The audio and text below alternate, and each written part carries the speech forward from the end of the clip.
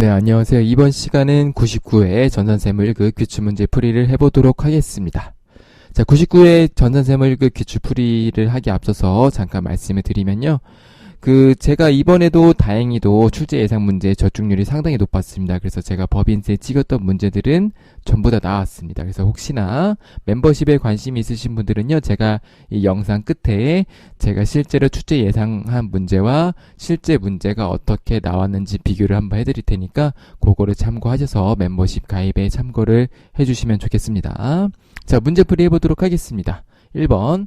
다음 중 회계상 보수주의 개념과 거리가 먼 사례는, 자, 보수주의는 뭐냐면요. 여기 이제 잘 나오지 않는 유형이긴 한데, 자, 보수주의는 쉽게 얘기해서 이익을 적게 보고하는 거를 보수주의라고 해요. 이게 뭐 보수주의가 이론적으로 이렇게 명확하게 뭐 있는 용어이긴 한데, 우리가 일반적으로 보수주의를 처리해라라는 얘기는 이익을 적게 처리해라 이런 뜻이에요. 자, 그래서 보시면요. 1번. 저가주의에 의한 재고자산의 평가. 저가주의를 하게 되면 어떻게 되죠? 기말 재고자산 금액이 어떻게 돼요?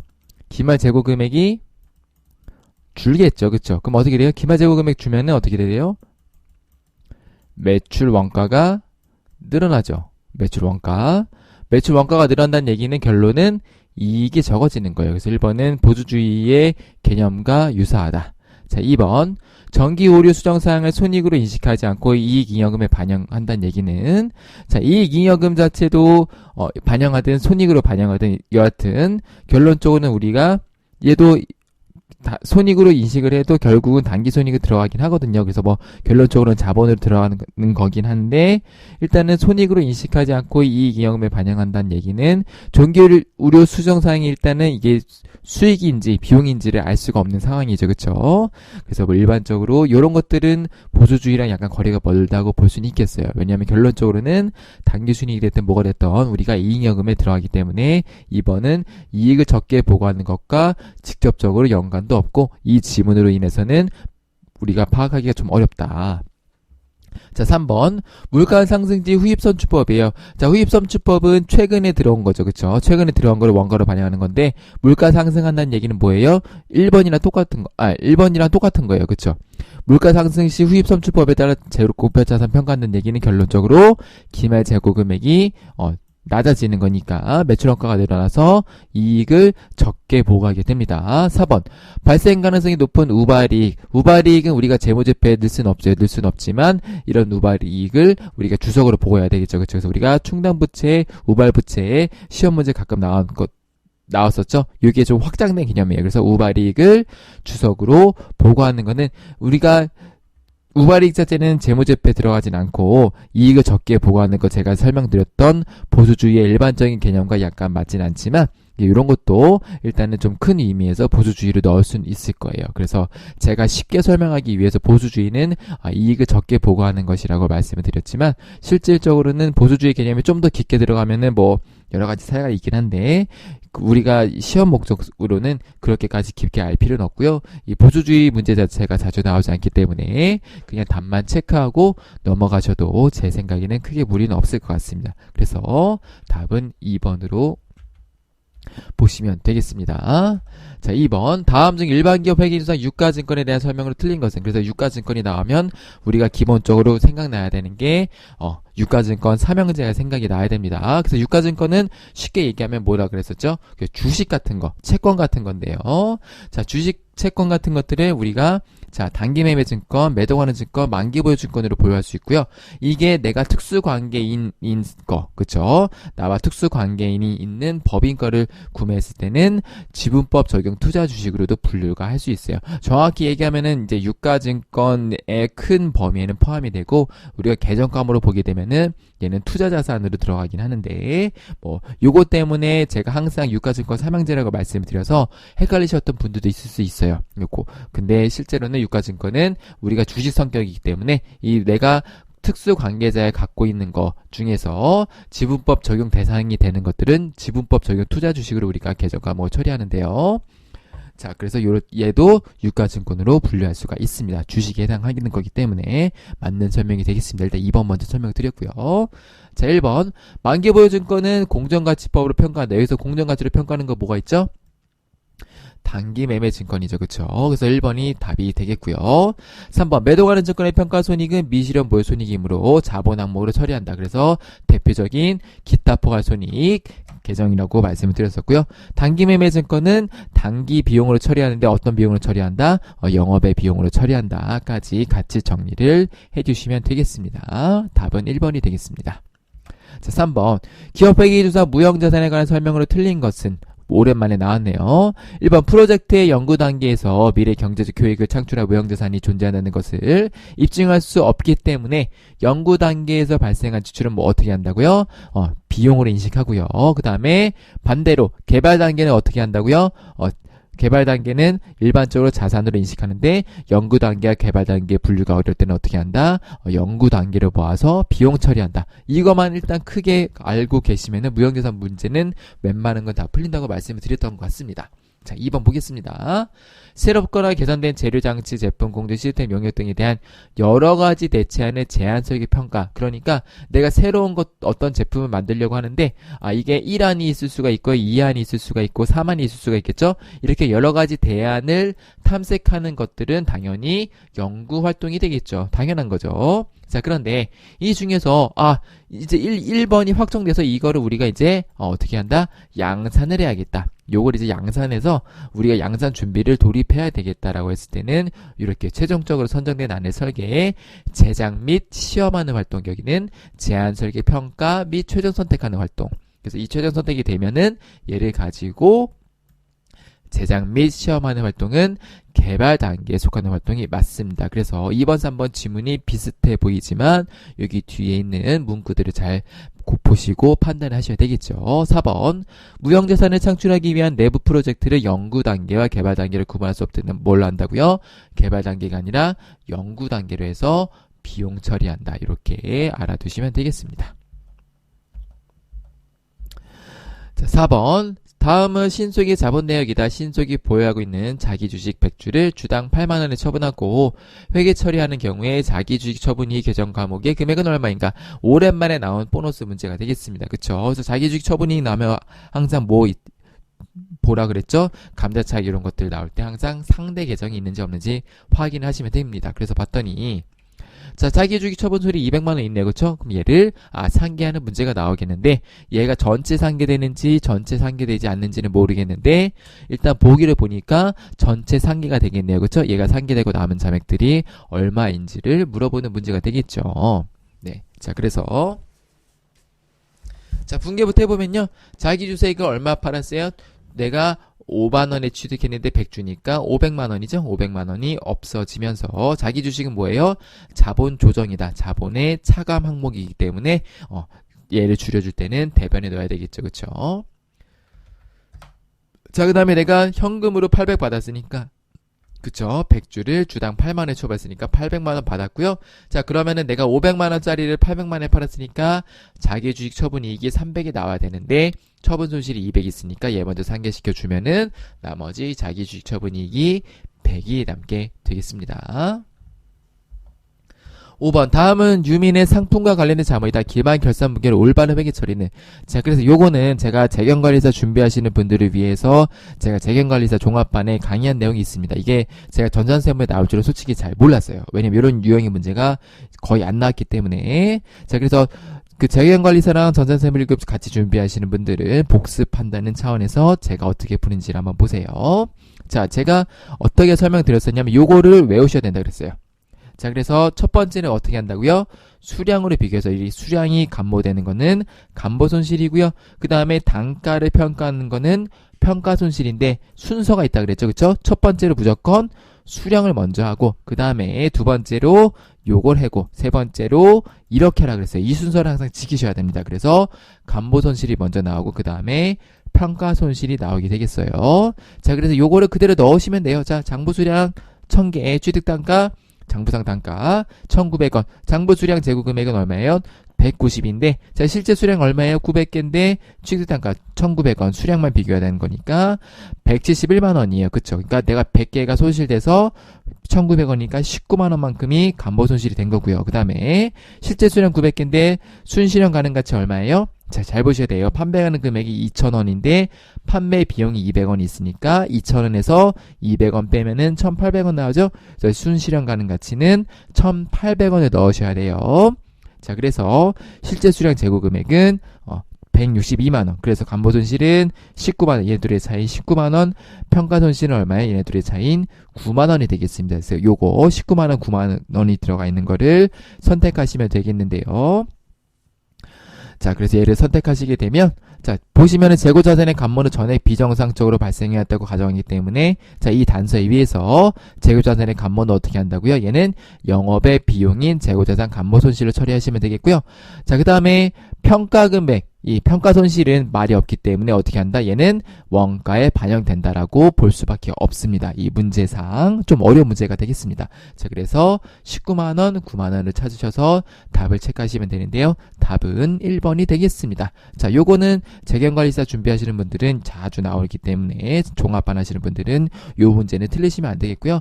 나머지 그냥 일반적으로 공부하시는 분들은 자주 나오지 않는 주제이니까요. 그냥 이렇게 푸는구나 하고 보고 넘어가셔도 될 것 같습니다.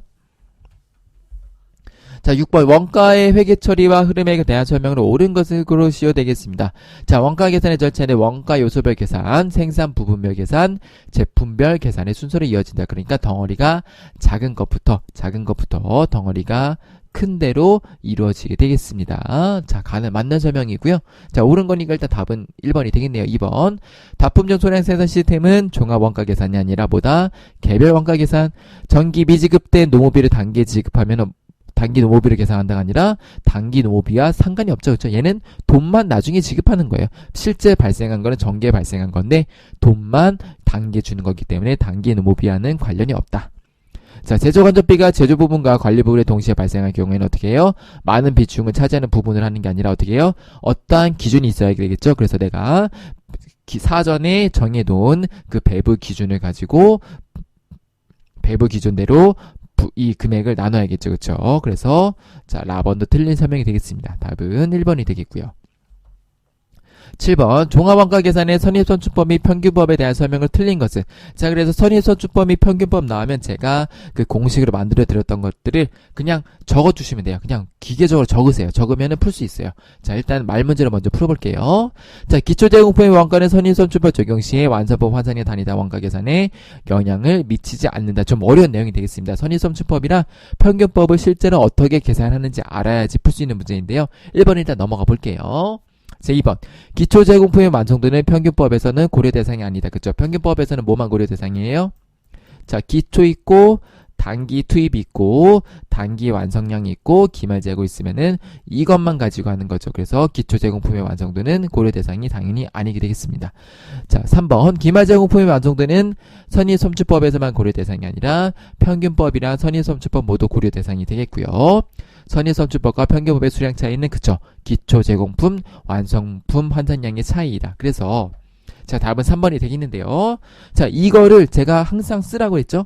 몇 번 쓰다 보면 외워진다 그랬죠. 그래서 이걸 쓰시면은 이걸 가지고 풀 수 있어요. 일단 1번은 못 풀어요. 왜냐면 1번 같은 경우는 이거를 풀 수는 없어요. 왜냐면은 실제로 단기 완성량 요건 이제 선입선출법을 재료비 가공비에서 완성품 환산량이 100, 200이 나오면 선입선출법은 어떻게 계산하냐면요. 이 단가를 계산할 때, 자, 이 투입된 금액이 있겠죠. 이 투입된 금액을 어떻게 한다 그랬었죠? 기억나시나요? 이 투입된 금액이, 단기에 투입된 것만 들어가는 거예요. 그 다음에, 평균법을 할 때는 어떻게 한다고요? 여기에 기초랑 단기 투입분을 합해서 이 단가를 희석시키는 거고요. 선입선출법은 이 단가는 별도로 하는 것이고, 완성품 원가 구할 때는 요 완성품 단위당 원가 곱하기 기초의 별도 금액을 더해야 돼요. 좀 어렵죠? 자, 이해 안 하셔도 돼요. 요거는 아마 안 나올 거예요. 어렵기 때문에 아직까지 이런 유형의 문제가 나온 적도 없고요. 그래서 그냥 대충 이해 안 가시면 넘어가시면 되겠고요. 1번은 그냥 맞구나라고 넘어가시면 되겠고요. 자, 2번. 기초제공품의 완성도는 평균법에서 고려된 생각이 아니다. 그죠? 기초제공품 완성도 들어간 거 있어요? 없어요? 없죠? 없죠. 3번 기마제공품의 완성도는 어떻게 해요? 여기 완성 퍼센트 있고 평균보다 완성 퍼센트 있죠? 가공비의 완성도에 영향을 미치는 거니까 3번이 틀린 설명이 되겠고요. 4번 보시면은 기초제공품 완성별 환상량의 차이, 그쵸? 기초제공품의 이 환상량, 수량 차이가 되겠습니다. 그래서 이 표를 외우고 계시면 웬만한 이론 문제, 실기 문제는 다 풀리니까 반드시 암기를 하셔서 문제를 챙겨가시면 되겠습니다. 점수를 챙겨가시면 되겠어요. 자, 8번 다음 중 원가 배분에 대한 설명을 옳지 않은 것은 1번 부분관리자의 성과평가를 위해서는 그 이중으로 하는 게 단일보다 합리적일 수 있다. 합리적일 수도 있고 아닐 수도 있다. 말장난이죠. 자, 2번 직접 배분법은 보조 부분 상호 간의 용역수수 관계를 전혀 인식하지 않는 거 맞습니다. 3번 원가 배분 기준으로 선택된 원가 동인이 원가 발생의 인과관계를 잘 반영하지 못하는 경우에는 그렇죠. 제품 원가 계산이 왜곡될 수 있겠고요. 4번 공장 전체 제조간접비 배분을 이용할 경우에는 어떻게 해요? 보조부분 원가를 먼저 제조부분에 배분하는 절차. 이건 뭐죠? 보조부분 원가를 먼저 제조부분에 배분하는 절차. 요거는 단계배분법이나 상고배분법 또는 직접배분법. 여기서 보조부분과 제조배분에 고려하는 방법이 되겠고요. 공장 전체 제조간접비 배분을 할 때는 뭐가 되겠어요? 이럴 때는 당연히 총 제조간접비를 기준으로 배분해야 되겠죠. 답이 4번이 되겠습니다. 자, 9번 미래는 제조간접비를 직접 노무 시간을 기준으로 배부가 있다. 그래서 쭉쭉쭉 있는데요. 단기 연도초의 제조간접비 예상액은 500만원이고 예상 직접 노무 시간은 5만 시간이다. 단기만 현재 실제 제조간접비 발생액이 600만원이고 실제 직접 노무 시간이 51,500시간일 경우에 단기 제조간접비 과소 또는 과대 배분액은 얼마인가? 이런 거 뭐라 그랬었죠? 보너스 문제입니다. 그래서 멤버십 하시는 분들은 이거 틀리시면은 정말 저는 실망스러울 것 같습니다. 이런 거 틀리시면 안 돼요. 제가 특강도 해드렸고 틀리시면 안 돼요. 이건 줍는 문제입니다. 자, 그래서 이렇게 하시면 된다 그랬죠. 요 몇 번 연습하시면 되죠. 그래서 예정배분 여기 있는 거 빨간색 있는 거 보고 문제 있는 거 넣으시면 돼요. 제가 봤더니 제조간접비 예상액 있네요. 500만원 여기 넣으면 되고요. 자, 예상 직접 노무 시간 5만 시간이죠. 직접 노무 시간을 기준으로 배부하기 때문에 직접 노무 시간 5만 넣어주면 돼요. 그럼 얼마예요? 예정 배부율이 100원 나오겠네요. 그쵸? 자, 100원이 나오고, 자, 실제 발생액 얼마예요? 600만원이니까 실제 발생액 얼마다? 이거 알 필요 있다? 없다? 없어요. 그쵸? 600만원이 있으니까. 자, 그럼 정장 개폐율원가는 실제 배부 기준 얼마예요? 51,500. 자, 예정 배부율 얼마예요? 100. 자, 그러면은 515만원 나오겠죠? 차이 얼마예요? 85만원인데, 자, 오른쪽이 클 때는 과대인데, 왼쪽이 크니까, 거꾸로 하니까, 과소 배분 80만원 되겠죠? 85만원 되겠죠? 그쵸? 자, 그래서 답이 1번이에요. 이렇게 그냥 바로 순식간에 풀 수 있습니다. 이런 것들은 반드시 문제를 주시길 바라겠습니다. 자, 10번 보람은 주산물 A와 부산물 B를 생산하고 있으며 부산물 B의 처분액을 전액 영업의 수익으로 반영하였다. 보람이 발생한 제조원가를 모두 주산물에만 부담시키는 회계 처리하는 경우 이를 인하여 미친 영향을 옳지 않은 것은, 자, 요거는 뭐냐면 우리가 과거에 이런 문제 많이 나왔었어요. 무슨 문제였냐면은 단기 제품 매출원가, 단기 총 제조원가, 단기 매출원가 뭐 이런 것도 있죠. 그쵸? 이런 게 금액이 얼마이냐라는 거 물어보는 것들을 이거를 숫자를 넣지 않고 요거를 바꾼 거예요. 이렇게. 그러니까 똑같은 문제인데 약간 표현이 바뀐 거다라고 생각하시면 되겠습니다. 자, 그래서 얘는 손익계산서 구조만 알고 계시면 당연히 풀 수가 있습니다. 자, 첫 번째 봤더니 부산물 B에 여기다 반영한 경우, 그쵸? 그 다음에 얘를 A에다가 반영한 경우 이렇게 두 가지로 나눌 수가 있겠죠. 자, 그래서 B에다 반영했을 때 어떻게 해요? 제가 그냥 금액을 써볼게요. 매출액 100, 매출원가 0, 그 매출총액 100 되겠죠? 판관비 없다고 해볼게요. 그럼 영업이익 100이죠?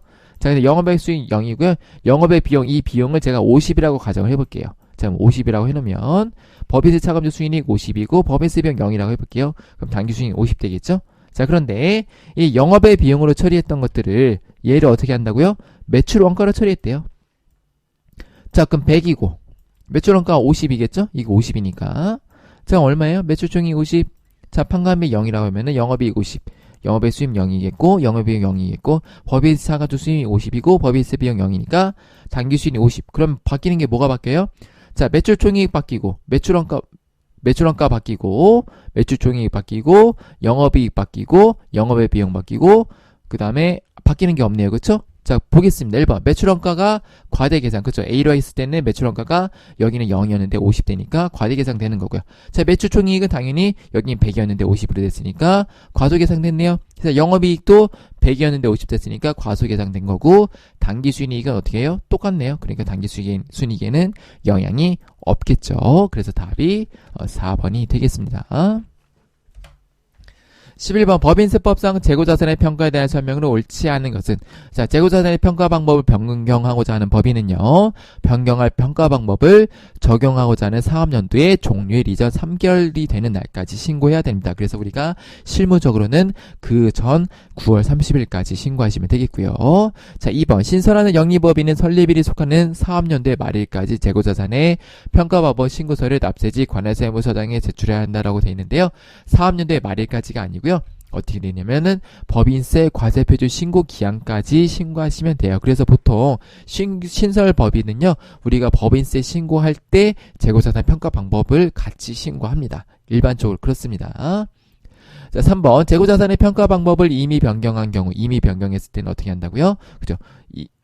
당초 신고할 평가 방법이나 무신고 평가 방법, 선의선출법의 평가 금액 중에서 큰 금액으로 평가를 해야 됩니다.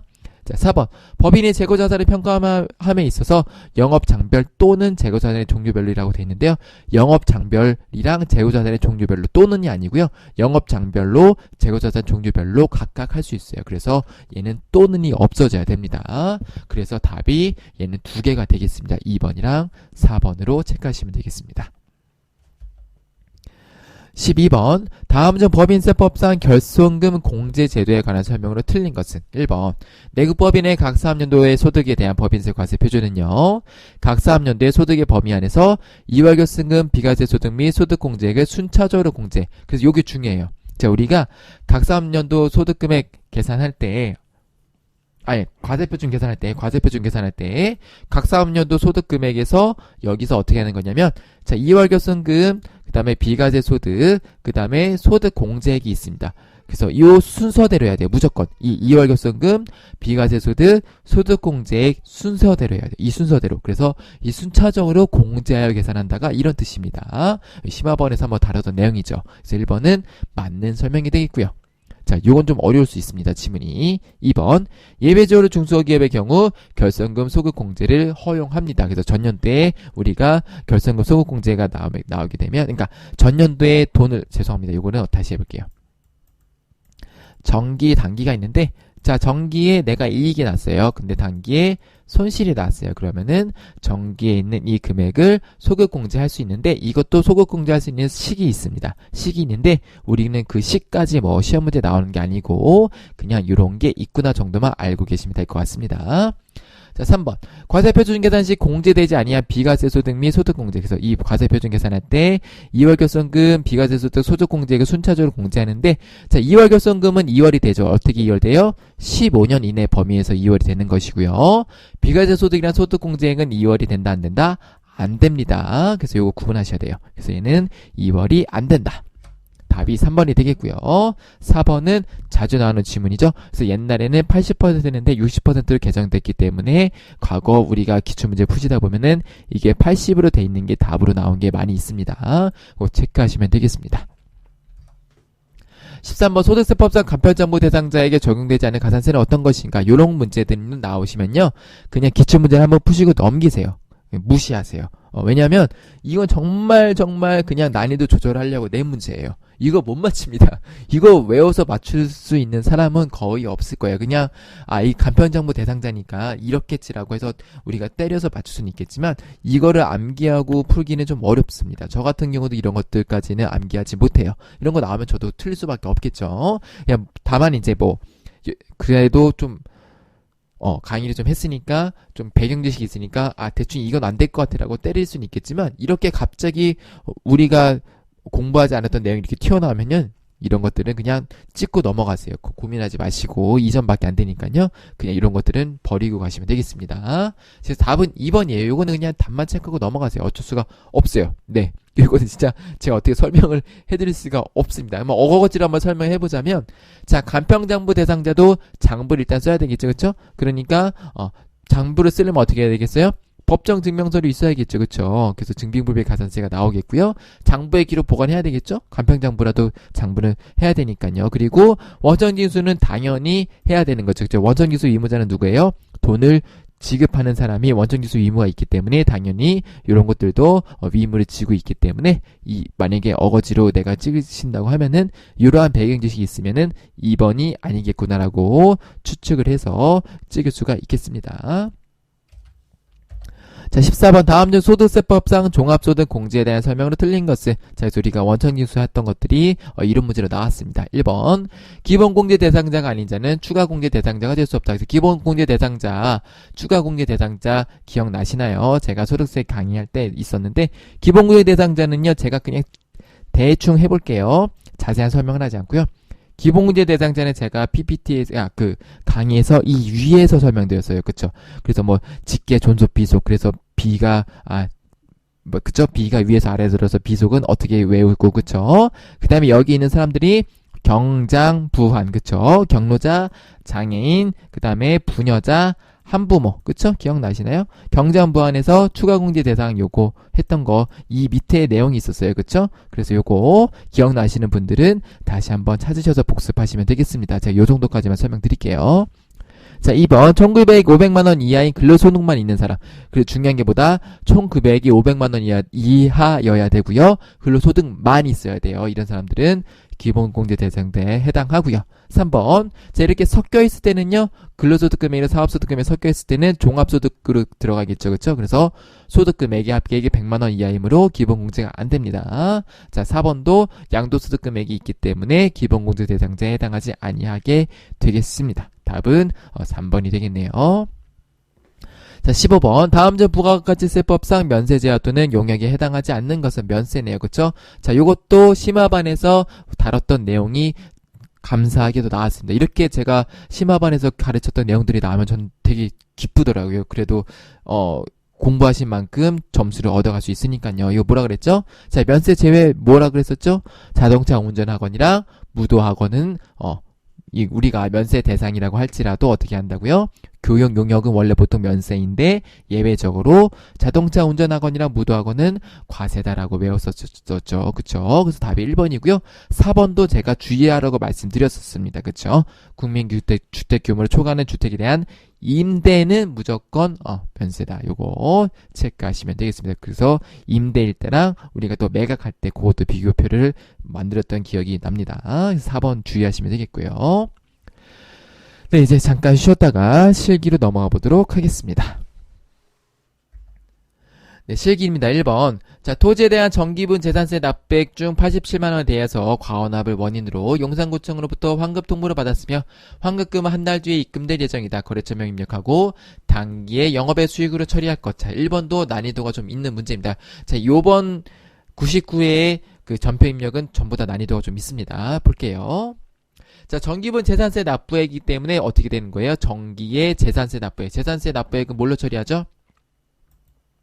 세금과 공과로 처리하죠. 그쵸? 이 세금과 공과 비용으로 처리한 거를 우리가 단기에 바로 잡아야 되는데 정기의 비용으로 처리한 거를 단기에 비용을 마이너스 시키는 거니까 어떻게 되는 거예요? 단기에 이익이 늘어나는 거죠. 그쵸? 그래서 얘는 어떻게 되는 거예요? 정기의 회계 처리가 잘못된 것들이 단기의 이익으로 되는 거죠. 그쵸? 이때 비용을 인식한 거를 단기의 비용 인식을 취소하니까요. 단기의 이익이 됩니다. 그래서 이런 계정 과목을 뭐라 그랬었죠?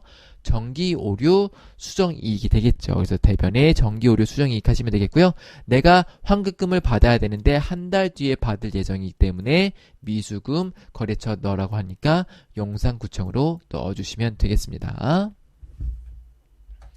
자, 2번 김신희로부터 공장 신축을 위한 건물과 토지를 현물 투자받았으며 즉시 그 토지에 있던 건물을 철거하였다. 토지와 구건물 취득 관련 내역은 다음과 같다. 그래서 이 현물 투자 관련해서는 우리가 이런 문제에서도 많이 나왔어요. 어디서 많이 나왔죠? 부가세 과세표준 계산할 때 현물 투자는 뭐다? 현물 투자는 뭐예요? 기억나시나요? 현물 투자는 우리가 부가세 과세표준에 들어가지 않습니다. 잠깐만요. 제가 요거 일반전표라고 잘 넣었네요. 네. 자, 그래서 자, 얘가 현물출자이기 때문에 요거 일단은 부가세 포인트를 잡아주시면 되겠는데, 다행히 이 문제에 뭐 세액면에서 발행했다는 내용 없기 때문에 그냥 일반조표에 입력을 하시면 되겠고요. 자, 그 다음에 현물출자할 때는 뭐 어떻게 한다 그랬었죠? 시가로 반영하는 거죠. 그래서 자, 7,000주에 6,000 해서 일단 4,200을 우리가 뽑을 수가 있고요. 자, 이 뽑을 수 있는 근거는 여기 보시면 토지 및 구 건물의 공정가치는 주식의 공정가치와 동일하다라고 되어 있기 때문에 주식의 공정가치를 가지고 토지와 구 건물의 공정가치를 구하시면 되겠는데요. 자, 두 번째 거 보니까 토지와 구 건물의 취득 관련 비용, 구 건물 청구 및 토지 정지비 등의 명목으로 300만 원을 보통 예금에서 지급하였다. 그러니까 나는 어떻게 되는 거냐면요. 보세요. 회사는 자, 주식이랑 요거 부대비용 300만 원을 주고 어떻게 한 거예요? 토지를 얻은 거예요. 그쵸? 자, 현물출자는 다른 사람이 토지를 주면서 내가 너네 회사한테 내 땅을 줄 테니까 대신 주식을 다오 이런 거예요. 근데 회사 입장에서는 자, 토지를 취득하는 거죠. 내 주식이랑 뭘 줬어요? 내 주식이랑 이 300만 원을 주고 이 토지를 취득한 거가 되는 거예요. 자, 그래서 자, 내 토지의 취득 금액은 4,500이 되는 겁니다. 그쵸? 공단 신축을 위한 건물과 토지를 현물출자 받은 거기 때문에 이 구건물을 철거했잖아요. 그쵸? 그러니까 결론적으로는 회사는 토지만 취득한 거가 되겠습니다. 그래서 자, 토지 4,500이 되겠고요. 자, 이렇게 보통 예금 300 나갔고 자본금은 7,000주에 5,000원 곱하니까 3,500이 되겠고요. 나머지 차액이 주발초로 계산하시면 되겠죠. 2번도 만만치가 않습니다. 3번 당사의 영업부서가 소이마트로부터 거래처에 증정한 선물을 아래와 같이 외상으로 구입하였다. 그리고 종이세금 견서를 수취했네요. 그쵸? 그러니까 우리 접대비를 처리하면 되겠고 종이세금 견서니까 전자 불우하면 되겠다. 그리고 접대비니까 불공의 유형은 접대비로 체크하시면 되겠네요. 업무 무관 비용으로. 그쵸? 자, 그래서 전액 비용으로 회계 처리하면 되겠니까요. 자, 54 불공의 접대비를 보시면 되겠고요. 전자는 부, 요게 핵심이죠. 자, 그래서 회계 처리 어렵지 않습니다. 매일 매출 전표에다가 접대비 220이 되겠고요. 미지급금 소이마트 220 넣어주시면 되겠습니다. 자, 4번 당사는 주안전과 2018년 8월 6일에 제품 공급 계약을 체결하고 제품은 잔금 지급일인 2021년 8월 6일에 인도하기로 하였다. 제품 공급가액은 3억이며 부가가치세는 3천만 원이다. 대금은 지금 약정일에 보통 예금으로 수행하였으며 해당 제품의 공급가액과 관련해서 전자세금 견서는 부가세법에 따라 정상적으로 발급하였다. 2021년에 해당하는 전자세금 견서에 대한 회계 처리하시오. 자, 이 문제도 깊게 들어가면 상당히 어려운 문제예요. 첫 번째는 뭐를 알아야 되냐면요. 자, 부가지세 과세표준 하는 거 알아야 돼요. 그래서 제가 심화반에 별도로 특강으로 넣어드렸죠. 장기할부 판매랑 중간지급 조건부 판매랑 완성도 기준 조건부 판매의 과세표준을 어떻게 계산하는지 먼저 말씀을 드렸었고요. 그래서 요거는 이 문제를 보고 장기 할부 판매인지 중간 지급 조건부 판매인지를 판단하셔야 돼요. 자, 그래서 이거는 지금 인도 전에 이렇게 계약금, 중도금, 잔금을 주는 거예요. 그렇죠? 왜 그러냐면은 인도일이 얼마예요? 2021년 8월 6일에 인도하는 거죠. 그래서 자, 재화의 공급, 이거 재화죠? 재화의 공급은 언제다? 재화의 공급은 언제가 매출 수익 인식 기준이죠?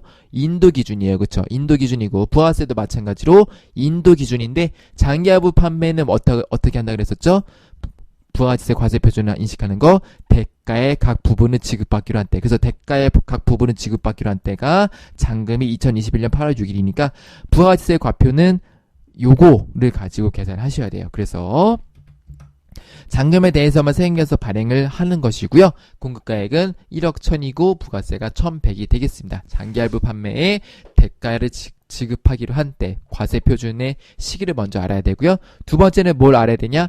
회계 처리를 해야 되는데 회계 처리를 언제 한다고요? 자, 인도 기준은 그쵸? 요거 인도할 때 하는 거예요. 자, 그래서 매출은 어떻게 인식한다? 이 3억을 공급가액인 3억을 인식하는 거예요. 이때 인식해야 돼요. 그럼 나머지 요거는 뭐예요? 자, 제가 뭐라 그랬었죠? 우리가 선급금 나오고 선수금 나올 때. 선급금은 뭐예요? 내가 먼저 준 거. 선수금은 계약금 같은 것들을 내가 지금 먼저 받았을 때. 그러니까 자, 이 계약금 중도금은 어떻게 돼 있다? 2018년, 2019년, 2020년에 선수금으로 회계 처리가 돼 있을 거예요. 얼마예요? 388 하니까 1억 9천이 선수금으로 아마 계산이 돼 있을 겁니다. 그쵸? 요거까지 파악할 수 있어야 돼. 그래서 자, 매출은 3억을 인식해야 되는데 자, 한번 해볼게요. 자, 일단 현금으로 1억 2,100 받았죠? 지급받기로 한 때, 그쵸? 부가세 1,100 인식해 주시면 되겠고요. 자, 그 다음에 제품 매출 얼마라고요?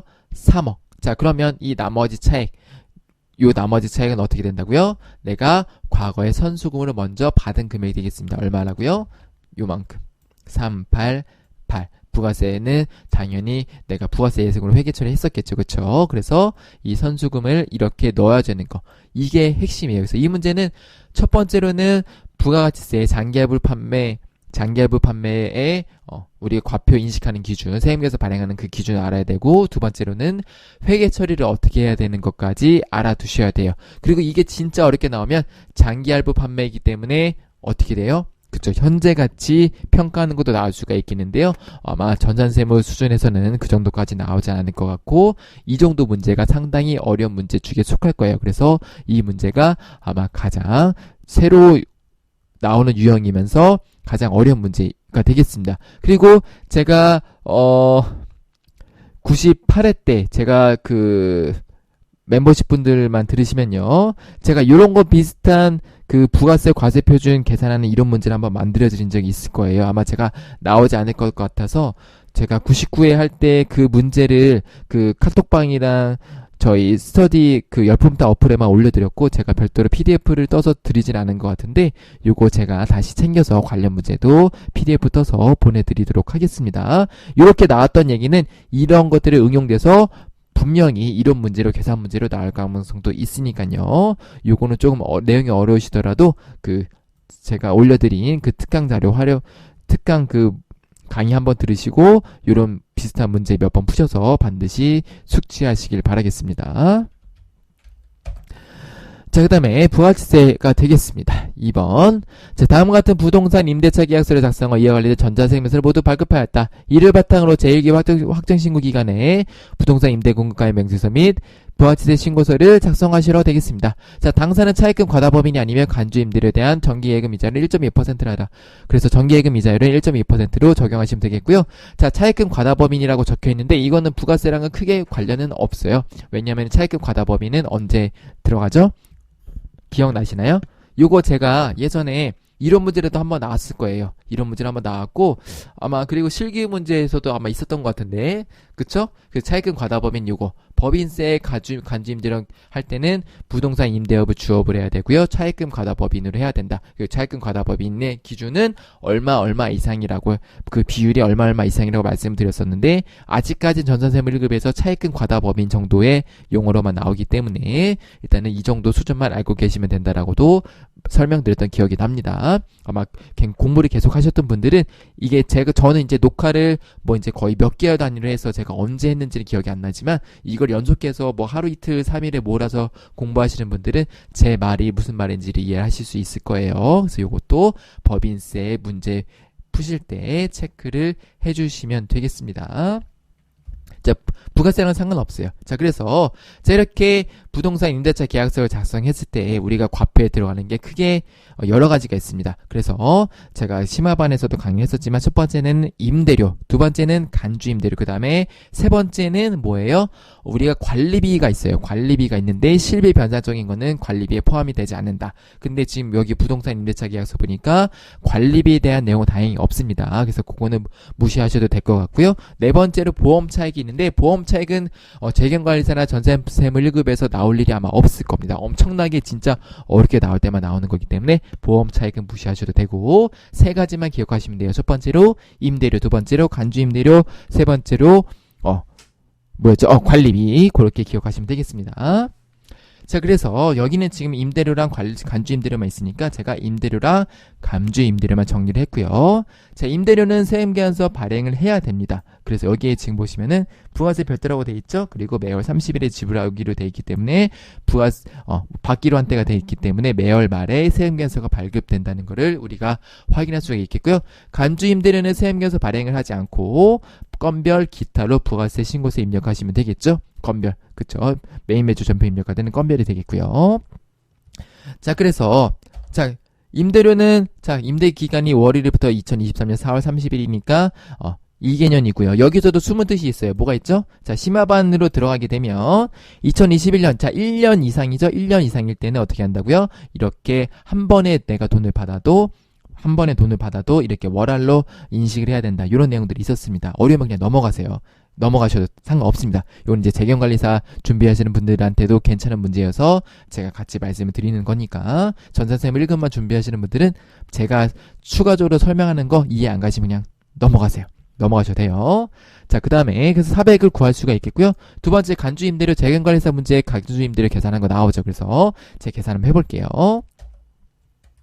자, 보증금 곱하기 일수 곱하고 그 다음에 나누기 365 6년일 때는 366 하시면 되겠고요. 그 다음에 정기예금 이자율 곱하시면 됩니다. 그래서 이렇게 곱하시면요 200547 나올 거예요. 전산세무 1급에서는 계산할 필요 없습니다. 이거 그냥 시스템에 넣으면 자동으로 계산되니까요. 네, 자 그래서 얘를 실습 한번 해보겠습니다. 그래서 제가 지금 요거를 설명하기 위해서 요 앞에만 잘라놨고요. 실제 문제는 그 뒤에 문제들도 있습니다. 그래서 여기 보시면 이 뒤에 이어지는 부분들을 보고 입력을 해야 되기 때문에 제가 요거를 띄워놓고 해볼게요.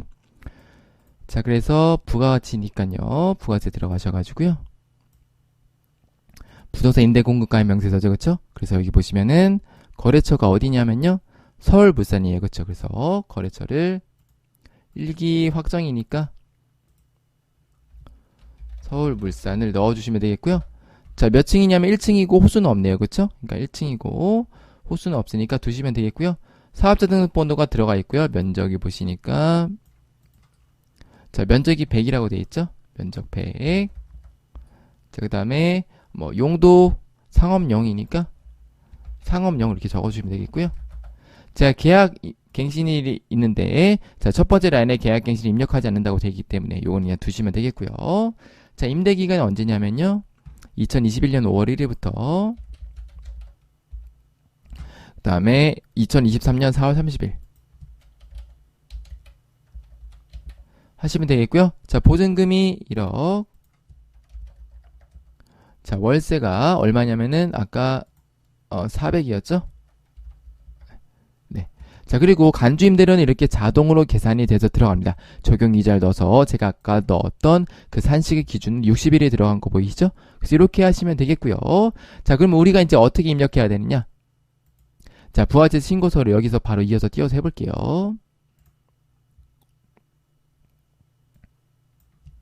4월부터 6월까지.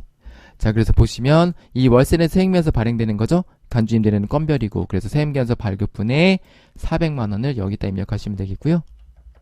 자, 기타 정규 영수증 외 매출분 건별로 들어가는 것들이 200,547. 그래서 과세 표준이 420만 547원이죠. 여기도 420만 547원이 들어가는 거를 확인하시면 되겠습니다. 네, 이렇게 하고 넘어가시면 되겠고요.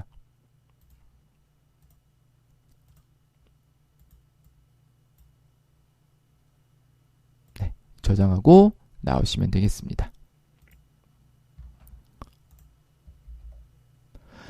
자, 다음에 2번. 다음 자료를 메인 매출 전표에 입력하고 2021년 제2기 확정 신고 기간에 내국 신용장, 구매확인서, 전자 발급 명세서랑 영세월 매출 명세서를 작성하라고 되어 있습니다.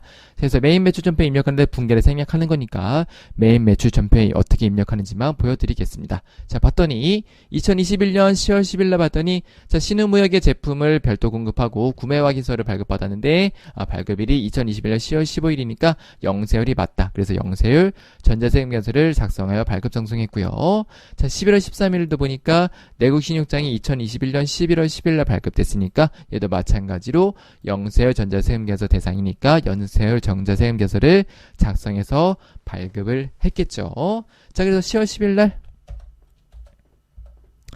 자, 12영세가 되겠고요. 내국 신용장 구매 확인서에 대한 수출 이렇게 하시면 되겠고요. 공급가액이 4,800인 거요. 거래처가 신흥무역. 마찬가지로 2021년 11월 13일도 영세 똑같이 하시면 되겠고 공급가액 1,600에 거래처는 주철 기업을 하시면 되겠죠. 그래서 뭐 요거까지는 어렵지 않고요. 자, 그다음에 자, 내국 신용장 구매사 확인서에 의한 공급 실적 합계. 그래서 얘는 뭐냐면 요거가 되겠죠. 내국 신용장 구매 확인서, 전자 발급 명세서에 이 둘의 금액의 합계인 요 둘의 금액을 따로따로 넣어주시면요. 이 둘의 합계액이 6,400이 나오죠. 그래서 이 6,400을 어디다 입력하시냐면 여기 들어가셔가지고 내국신용장 구매 확인서에 위하여 공급하는 자에 입력을 해주시면 되겠습니다. 요거는 크게 어렵지 않으니까 그냥 제가 화면만 캡처해서 넣었으니까요. 참고하셔서 실기를 직접 해보시면 되겠습니다. 네, 결산 자료 입력으로 가보도록 하겠습니다. 자, 2021년 7월 25일에 취득하여 보유 중인 단계매매 증권이 150주가 있는데요. 취득가액이 주당 만원인데 기말해 보니까 12,000원 됐어요. 그러니까 자, 만원짜리가 12,000원 됐으니까 150 곱하기 얼마예요? 2,000원만큼 나는 뭐예요? 내 증권이니까, 이 증권이니까 주식 같은 거죠. 그러니까 얘는 나의 이익이 되는 거죠. 2,000원만큼 내가 평가 이익이 되는 거죠. 그쵸? 그래서, 자, 단기매매 증권은, 자, 30만원. 150 곱하기 2,000원만큼 해서 30만원만큼 늘어났고요. 이만큼이 평가 이익으로 계상을 하시면 되겠습니다. 자, 2번 아래와 같이 발행된 사채에 대해서 결산일에 필요한 회계 처리를 하시오. 그래서 제가 사채도 지속적으로 출제 예상 문제 아마 넣었을 거예요. 그래서 이런 것들은 우리 같이 공부하신 분들은 틀리시면 안 됩니다. 이런 것들은 분별력이 있는 문제이긴 한데 내용 자체는 어렵지 않기 때문에 자, 그리고 문제를 조금 뜯어보면요. 여기 보시면 사채 발행비와 중도에 상환된 내역은 없는 것으로 가정한다. 그래서 제가 95회인가요? 96회 심화과정에 중도에 상환했을 때 어떻게 회계 처리해야 되는지 또는 중도에 상환하는 게 아니라 중도에 취득했을 때 무슨 얘기냐면 지금 2020년 1월 1일이잖아요. 근데 예를 들어서 내가 사채를 2021년 4월 1일에 취득했을 때는 회계 처리 어떻게 해야 되는지 이런 것들도 제가 넣어놨습니다. 왜냐하면 사채 문제가 요새 들어 자주 나오고 있는데 점점 어렵게 나오고 있어요. 좀 헷갈리게 디테일하게. 그러니까 지금은 이제 사채 했을 때 결산일의 회계 처리를 물어보는 거거든요. 그래서 이런 식으로 계속 쭉 나오기 때문에 요거는 이제 문제가 좀 간소화되긴 했어요. 실제로 분계 자체가 좀 간소하게 되긴 했는데 일단은 뭐 그런 식으로 응용될 수 있기 때문에 여러분들이 꼭 제 멤버십이 아니더라도 조금 심한 문제들을 한번 푸시는 게 좋을 것 같습니다. 자주 나와요. 사채가 이렇게 결산으로 나올 때도 있고 그 다음에 전폐입력으로 나올 때도 있고 아니면 이론으로 나올 때도 있고 뭐 보통 요새는 한 문제 정도 나오니까 공부하셔서 챙겨갈 수 있는 거는 챙겨가시면 좋겠습니다. 자, 그래서 보면요. 자, 이자는 매년 말에 보통 예금으로 이체하기 때문에 우리가 자, 이자 계산은 유효이절법을 하시면 되겠고요. 이자 지급은 액면이절. 무슨 얘기냐면 이자 지급하는 거는 우리가 어떻게 되는 거죠? 현금으로 나가는 거예요. 그러니까 현금으로 지금은 보통 예금으로 나갔으니까 보통 예금이 되겠죠. 그러니까 보통 예금으로 나간 금액을 계산할 때는 이자 지급액은 액면 이자율이기 때문에 액면 가액에다가 액면 이자율을 곱하시면 되겠고요. 자, 그 다음에 이자 계산이니까 이자 비용은 유효이자율로 하는데 사채 발행가액에 유효이자율을 곱하셔가지고 유효이자율 해서 이자 비용을 인식하시면 되겠고요. 자, 내가 좀 공부를 하신 분들은 액면이자율과 유효이자율이 있는데 유효이자율이 더 크네. 그러니까 무슨 발행이다? 할인 발행했구나. 그러니까 사채 할인 발행 자금이 발생했으니까 사할차를 삼각해야 되겠다. 이렇게 푸셔도 되는데요. 그냥 이걸 모의셔도 풀 수는 있어요. 어떻게 푸냐면 자, 이자 비용이 더 크겠죠? 2,800의 7%랑 3,000의 5%면 2,800의 7%가 더 크죠. 그쵸? 그래서 이자 비용 넣고 자, 그 다음에 보통 예금 넣은 다음에 차대 조정할 때 이 차변에 조정할 때 어떻게 해요? 사할증이 되겠고요. 얘는 사할차가 되겠죠. 그래서 이 사할차를 이렇게 넣으셔서 차대를 맞춰주셔도 상관없어요. 자, 그래서 이렇게 회계 처리하시면 됩니다. 뭐 내가 이게 뭐 어떤 게 할인 발행, 할증 발행은 몰라도 차대를 조정하기 위해서 계정을 조정하셔도 문제는 풀린다라는 거를 말씀을 드릴 수가 있겠습니다. 자, 그래서 쉽죠? 자, 일단은 이자 비용 얼마예요? 2,800에 7%에서 196만원 나왔고요. 그 다음에 자, 보통 예금은 150 액면가액에 액면이자율 곱해서 실제로 내가 주는 현금은 150이 되는 거고요. 이 차액만큼보다 우리가 사할차로 상각을 해주시면 되겠습니다. 내용 자체는 어렵긴 한데요. 이거 연습만 되면 되게 쉽거든요. 사채 같은 경우는 우리가 뭐 전산세무에서는 전환사채나 신주입수권 부사채 같은 것들이 나오는 게 아니라 사채만 나오기 때문에 사채는 되게 쉬워요. 그래서 요거는 이 메커니즘 한 번만 이해하시면 되게 쉬운 문제가 되기 때문에 반드시 조금 시간을 투자하셔서 전산셈을 1급 하시는 분들은 요새는 자주 나오기 때문에 제가 아마 과거에는 사채 같은 거 버리셔도 된다고 말씀을 드렸는데 요새는 워낙 자주 나오기 때문에 시간이 되시는 분들은 반드시 공부를 하셔서 가져가시면 좋겠습니다. 자, 3번. 회사는 기말에 퇴직금 추계액 전액을 퇴직급의 충당 부채로 설정하고 있다. 아래의 자료를 이용해서 단기 퇴직급의 충당 부채를 계산하시오. 자, 문제에 다 주어져 있어요. 퇴직금 추계액을 어떻게 한다고요? 퇴직급의 충당 부채를 설정하고 있대요. 그러면 정기말 퇴직금 추계액은 다른 말로 하면 뭐다? 정기말 퇴직급여 충당 부채가 되는 거예요. 그렇죠? 정기말 퇴직급여 충당 부채가 3,000일에 6,400이 있었는데 자, 단기에 얼마씩 줄었어요? 당해 연도에 지급했으니까 단기에 1,500씩 감소했네. 그쵸? 그러면은 잔액이 나오겠죠? 그럼 이 잔액이 나오면은 이 잔액과 이 단기말 퇴직급 추계액 목표 금액의 이 차이 금액을 분계로 넣으면 되겠죠. 예를 들어서 얘가 뭐 1,000만원이 나왔고 얘가 3,000만원이 나왔으면 1,000만원 추가하시면 되겠고 3,500만원 추가적으로 퇴직금을 설정하시면 되겠죠. 이렇게 개념을 접근하시면 되게 쉽습니다. 문제 자체에 이미 다 줬어요. 답을. 퇴직금의 충당 부채를 설정하고 있으니까 정기말 이만큼이고 단기에 쓴 게 있으니까 단기말 퇴직금이 이게 목표 금액이기 때문에 이렇게 넣으면 된다. 어떻게 보면은 대송 충당금과 유사하죠. 그쵸? 논리 자체는 그런 식으로 가시면 되겠습니다. 자, 그래서 보면요. 자, 얘는 3,000만원인데 1,500 썼으니까, 아이고, 이 100만원이 오타가 있네요. 잠시만요.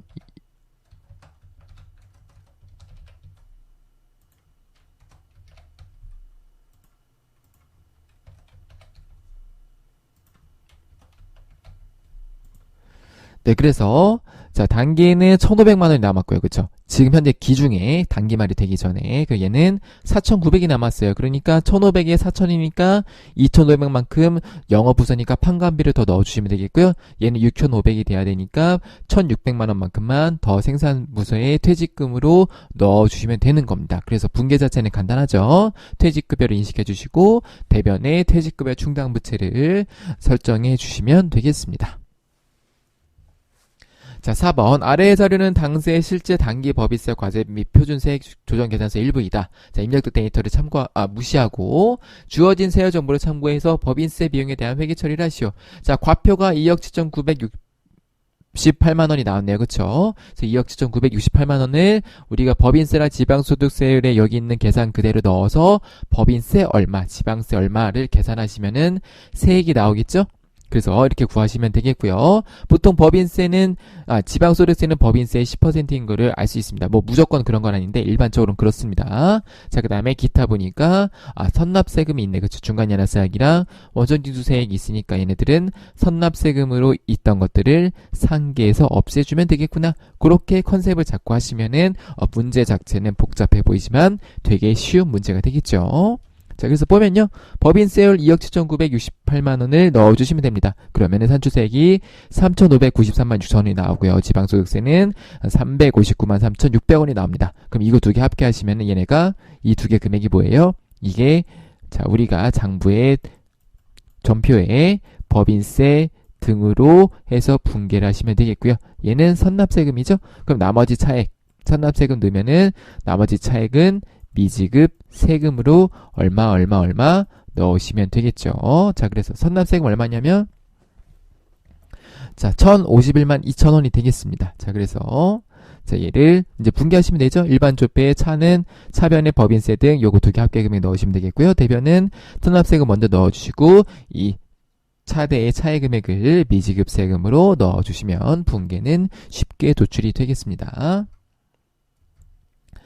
자, 원천징수입니다. 1번 6월 30일에 지급한 4월 2차년의 6월분 급여 내역은 다음과 같다. 자, 그래서 급여자를 입력하라고 되어 있는데요. 자, 사용하지 않는 수당은 불허하라고 되어 있습니다. 자, 기본급 넣어주시면 되겠고요. 식대는 원래 기본 세팅이 비과세죠. 그런데 보니까 식대와 별도로 현물 시설을 중복으로 제공받고 있다고 하니까 식대는 과세죠. 그래서 비과세가 아니기 때문에 식대 같은 경우는 기존에 있던 비과세를 사용 여부를 부로 바꿔주시고요. 그 다음에 과세 식대를 별도로 하나 만들어야 되겠죠? 일단 제가 써볼게요. 비과세이기 때문에 과세 식대를 생성을 해야 되겠죠? 그 다음에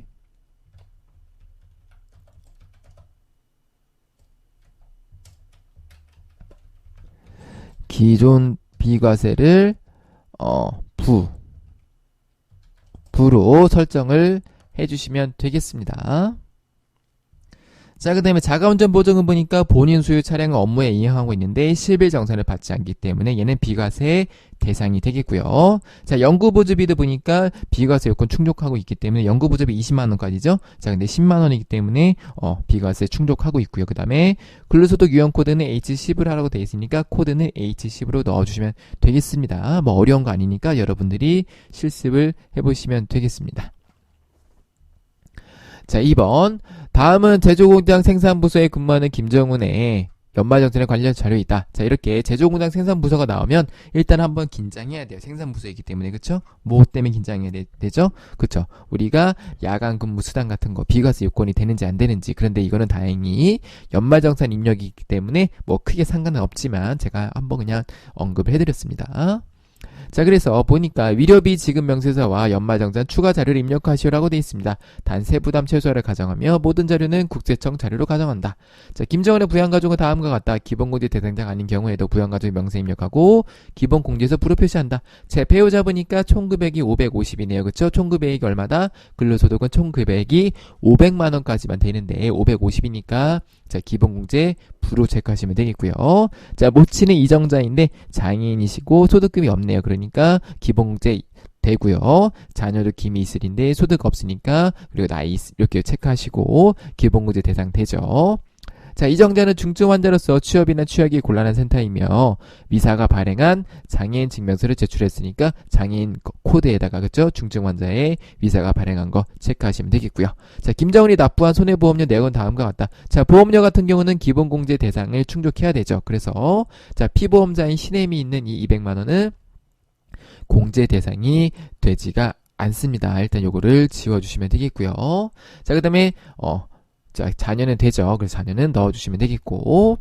자, 그 다음에 위료비는 다음과 같다. 단 김희슬의 위료비 외에 모든 위료비는 김정은 본인이 신용카드를 지급하였다. 아, 지금 보니까 문제가 두 개네요. 그쵸? 첫 번째로 위료비를 일단 보고 얘를 입력을 해야 되고요. 두 번째는 신용카드로 지급했으니까 신용카드 명세서도 일단은 입력을 해줘야 된다. 이렇게 포인트가 두 개가 있네요. 자, 그리고 교육비도 마찬가지로 봤더니 첫 번째는 교육비고 두 번째는 신용카드를 사용한 게 있기 때문에 신용카드 명세서까지 입력을 해줘야겠다라고 체크를 하시고 문제를 푸셔야겠죠. 자, 여기까지 따라왔다고 생각을 하고요. 바로 다시 가볼게요. 자, 위료비인데요. 김정은 안격구입이 80만원 포함인데 한도가 50만원이니까 30만원이 인정되지 않죠? 그러니까 250에서 30만원 빼서 220만큼만 인정이 되겠고요. 자, 신혜미 100만원인데 미용 목적이 아닌 치료 목적의 성형수술비. 제가 위료비는 그쵸, 우리가 사람이 살아야 되기 때문에 기본공제 뭐 소득 조건 이런 거 나이 요건 같은 거 안 따진다고 했었었죠. 그래서 신혜미 요거 100만원도 인정이 되는 거고요. 자, 이정자 240만원 장애인 재활 치료비니까 당연히 되고. 자, 김희슬 보니까 질병치료비도 김희슬 명의 현금 영수증이 24만원 발급. 그러니까 신용카드 입력하는 거에 현금 영수증 발급 붙어 있으니까 이것도 입력을 해야 되겠구나 체크하시면 되겠고. 실손보험금 16만원이 포함되어 있는데 실손보험금은 인정이 되지 않기 때문에 어떻게 한다고요? 자, 인정이 안 되기 때문에 40만원 입력하시고 실손보험금 16만원을 빼는 걸 입력을 해서 24만원만 나오게 하시면 되겠습니다. 자, 그 다음에 김정은이 지급한 교육비는 다음과 같다. 그래서 본인 대학원 등록금은 전액 인정이 되는 거고요. 자, 김희슬 보니까 고등학교 체험학습비가 50만원이고 고등학교 교복 구입비가 60만원이 있네요. 체험학습비는 한도가 얼마죠? 한도가 30만원이고 교복 구입비는 한도가 50만원이기 때문에 한도에 인정되지 않는 여기 체험학습비는 20만원이 인정되지 않는 거고 교복 구입비는 10만원이 인정되지 않는 거죠. 그러니까 30만원을 뺀 나머지 270만원만 교육비로 인정이 되겠습니다. 자, 그리고 신용카드를 입력한 거 이렇게 체크하셔서 입력하시면 되겠죠? 이렇게. 자, 이게 신용카드로 사용한 금액이기 때문에 이 금액을 신용카드 등 사용 명세에 넣어주시면 되겠습니다. 자, 그리고 자, 위료비 지급 명세서는 우리가 지금 발급이 국세청 자료라고 가정이 되어 있기 때문에 위료증빙 코드는 국세청장으로 넣으시면 되겠고요. 이건 아마 자동으로 불러하실 겁니다. 그리고 금액은 우리가 체크했던 금액 넣어주시면 되겠고요. 여기 실손 위료보험금이 있기 때문에 이 16만 원을 반드시 넣어주셔서 24만 원을 만들어 주셔야 돼요. 그래서 나중에 이 금액이랑 실제 연말정산 금액이랑 일치할 수밖에 없어요. 그러니까 얘를 불러오거든요. 그래서 입력을 하시면 자동으로 불러올 건데 저는 위료비 지급 명세서는 입력을 하지 않고 그냥 연말정산 자료 입력만 입력을 해보도록 하겠습니다. 자, 요거는 그냥 이대로 입력하시면 되니까 어려운 거 아니니까요. 제가 요것만 입력을 한번 해보도록 하겠습니다. 네, 그래서 자, 보면은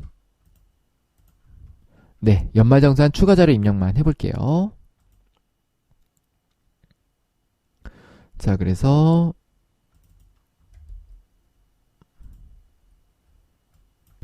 지금 보시면 일단은 손해보험료 내역은 다음과 같다. 그래서 보험료부터 해볼게요. 여기 문제 순서대로 해보겠습니다. 자, 그래서 보험료 90만원 넣어주시면 되겠고, 자, 그 다음에 자, 위료비네요. 위료비를 클릭하셔서 자, 본인이 220, 자, 그 다음에 자, 모친이 240, 그 다음에 그 밖에 공세 대상자가 124만원이 되겠죠. 아이고. 네. 그래서 이렇게 넣어주시면 되겠고요. 자, 그 다음에 교육비, 자, 본인 거 500만원, 그 다음에 초중고 보시면은 자, 우리가 270만원만 입력하기로 했죠. 그래서 얘를 270만원 입력하시면 돼요. 네. 자, 그렇게 하시면 되겠고요. 그 다음에 이제 뭘 해야 되냐면 요거 신용카드 등 사용에 가셔서 자, 신용카드 현금 영수증부터 해볼까요? 현금 영수증이 24만원이 있었고요. 그 다음에 나머지 신용카드가 250에 신용카드는 요거 환도 빼신 금액 입력하는 게 아니라 전체 금액 입력해야 되겠죠. 주의하셔야 됩니다. 그래서 350에 550에 590에 650만원이 되겠습니다. 그래서 650만원 이렇게 입력을 해주시면 되겠습니다. 네, 잠깐 쉬었다가 법인세로 넘어가 보도록 하겠습니다.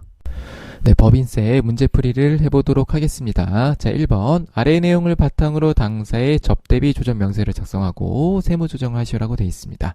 자, 그래서 접대비는 우리가 크게 어떻게 한다 그랬었죠? 그쵸? 우리가 이제 심화반 들으신 분들은 제 말이 좀 이해가 되실 거예요.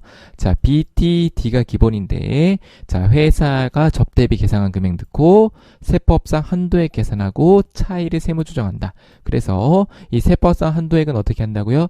매출액을 기준으로 계산하는 거고, 자, 장부에 기록한 내용은 접대비랑 여기 밑에 있는 기타 내용들을 확인해서 여기에 회사가 장부에 계상한 금액을 적고 이 차이를 접대비 한도 초과액으로 송금불산 및 기타 사유 유출로 한다. 이게 컨셉이에요. 그래서 요거를 알고 입력을 하는 거와 모르고 입력을 하는 거에 차이가 있기 때문에 자, 꼭 멤버십이 아니더라도 그 무료 강의 들으시는 분들도 요 개념을 잡아주시면 크게 어렵지 않을 거예요. 그래서 왜 이렇게 하는지를 알고 계셔야 우리가 입력을 할 때 조금 더 수월할 수가 있겠습니다. 자, 그래서 매출은 특관자에 대한 매출액은 별도로 입력을 한다. 왜 그래요? 한도 계산이 다르기 때문에 그렇습니다.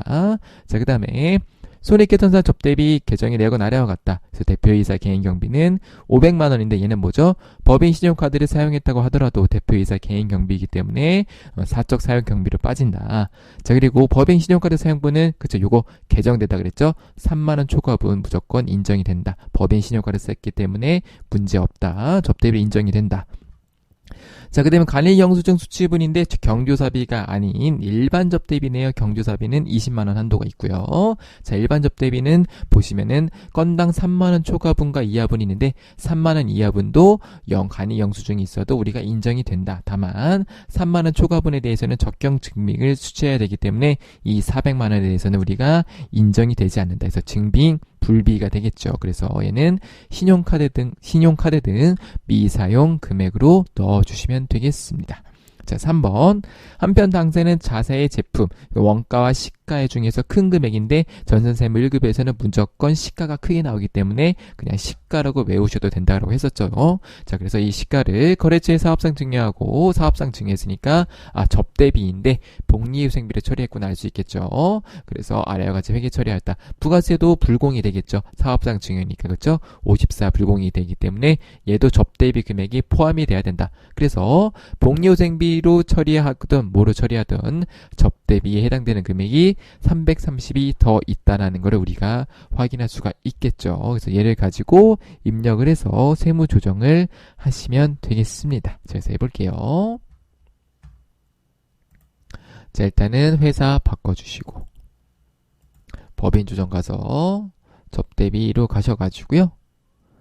자, 불러오기가 되면 불러오기 하시라고 했었죠. 자, 불러왔더니 34억 9천 불러왔는데 매출액 2억 있으니까 2억 이렇게 넣어주시면 되겠고요. 자, 그 다음에 자, 금액은 뭐 크게 뭐 이상 없으니까 이대로 하시면 되는데요. 자, 565만 5천원 565만 5천원 있는 거 5,655만원이네요. 죄송합니다. 5,655만원 있는 거 확인했죠? 자, 그 다음에 대표이사 사적 사용경비 500 있으니까 500 입력해 주시면 되겠고요. 그 다음에 우리가 자동으로 들어왔네요. 자동으로 이렇게 들어오면 별도로 할 필요 없고요. 자, 그 다음에 여기 뭐 해야 되죠? 복리후생비 제조비용으로 되어 있는 거. 자, 제조비용으로 되어 있는 것 중에서 우리가 얼마죠? 시가 30백에 부가세 30만원이니까 여기에 330을 입력을 해 주셔야 돼요. 자, 그래서 접대비 해당 금액이 330이 더 있다라는 거를 넣어 주시면 되겠고요. 자, 이렇게 한 다음에 그냥 쭉 보시고요.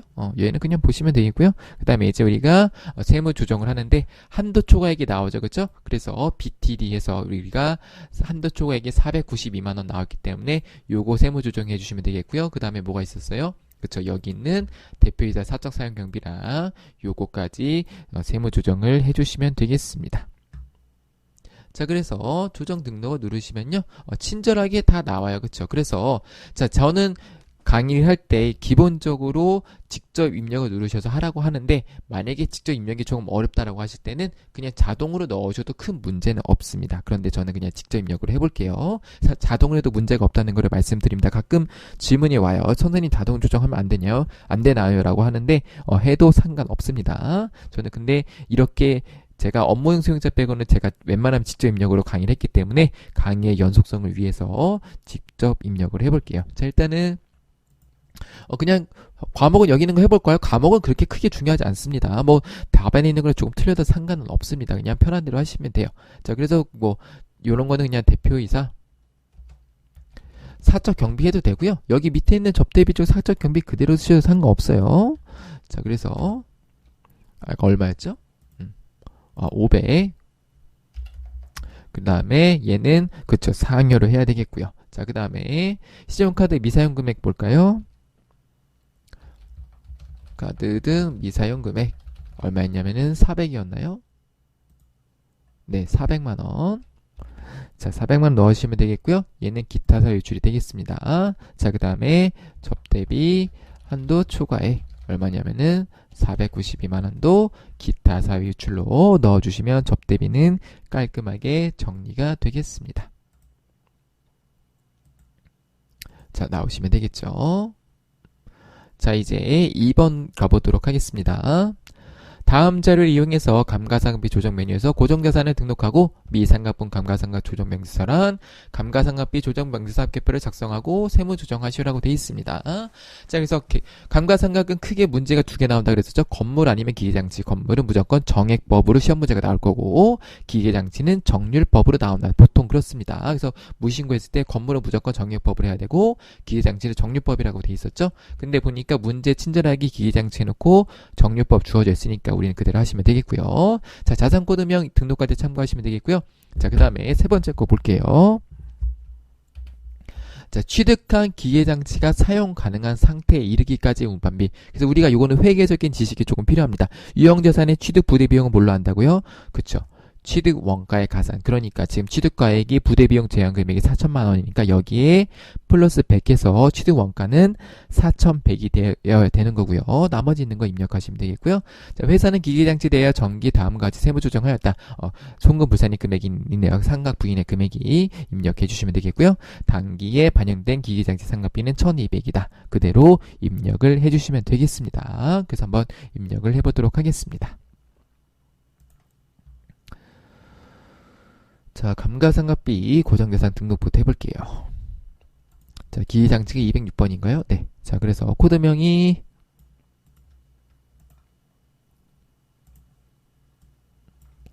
1번, 자산명이 기계라고 되어 있으니까요. 기계 입력하시고 취득일이 2019년 9월 18일이고 정류법 확인하시면 되겠고요. 자, 취득가액이 4,100이고 정기상각액이 1,200. 그 다음에 자본주 지출 없으니까 두시면 되겠고요. 기준내용연수가 5년이니까 여기에 내용연수 5년 넣으시면 되겠고요. 자, 그 다음에 제조니까 제조 넣으시면 되겠고, 나머지는 특별한 거 없죠. 자, 그리고 제조업이기 때문에 제가 아마 예전 강의에도 말씀을 드렸지만 여기에 제조업을 넣으셔도 되고 안 넣으셔도 상관은 없습니다. 저는 그냥 넣어볼게요. 제조업 넣어보고. 자, 그 다음에 보니까 뭐가 있냐면은 감가상각비 상각부인액이 있네요. 147만 7,453원. 여기 보시면은 자, 어딨나요? 여기 중간에 입력하는 게 어디 있었지? 네, 여기 있네요. 정기말 부인 누계, 그쵸? 정률만 상각대산의 가산, 정률만 넣게 됩니다. 정률과 정액의 차이는 제가 심화반에서 실제로 손으로 계산하는 거 보여드렸었죠. 그래서 정률만 가산하라고 친절하게 나와있기 때문에 정률만 넣으시면 돼요. 얼마냐면은 1477493. 자, 이렇게 넣으시면은 다 끝났습니다. 자, 이렇게 하시면 되겠고요. 자, 이렇게 한 다음에 자, 나오셔서 이제 뭐 하냐면은 미상각분 자산 조정 명세서 들어가셔가지고요. 자, 여기에 불러오기 하시면 돼요. 불러오기 하지 말고 조회 한번 해볼까?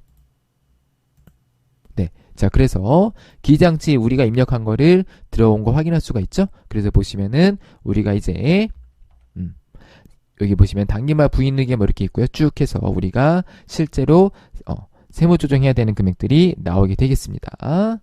자, 그래서 얘를 그냥 이제 하신 다음에요. 불러오신 다음에 조정 등록 누르시면 돼요. 자, 그래서 보면 잠시만요. 제가 뭘 입력 안 했나? 왜 안 나오죠?